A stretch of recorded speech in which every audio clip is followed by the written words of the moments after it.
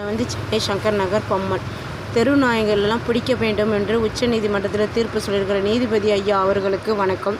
தெரு நாய்களை பிடிக்கிறதுக்கு உத்தரவுப்பட்ட இந்த உச்சநீதிமன்ற தீர்ப்பை வாபஸ் வாங்குங்க ப்ளீஸ் ஐயா. ஏன்னா அவங்க படுற கஷ்டம் அவங்களுக்கு தான் தெரியும். ஒரு நாளும் சாப்பாடு இல்லாமல் தண்ணி இல்லாமல் தூங்குறதுக்கு நல்ல இடம் இல்லாமல் வீட்டு ஓரத்தில் கூட யாரும் ஒதுங்க இடம் கொடுக்க மாட்டாங்க சார்.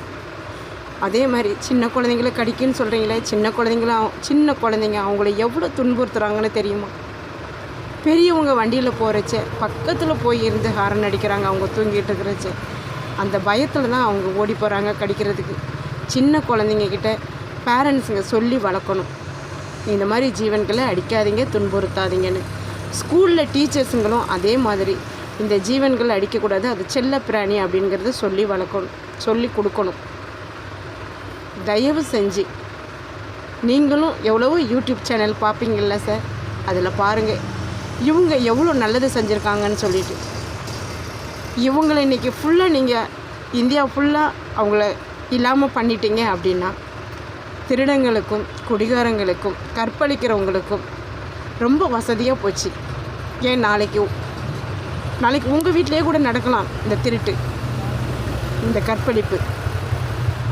அப்போ நம்ம நினைப்போம் யாருமே இருக்கிறச்ச அருமை தெரியாது சார், அவங்க இல்லாதப்போ தான் அருமை தெரியும். ப்ளீஸ் இந்த சட்டத்தை வாபஸ் வாங்க. எல்லா மக்களும் கண்டிப்பாக இதை ஏற்றுக்க மாட்டாங்க.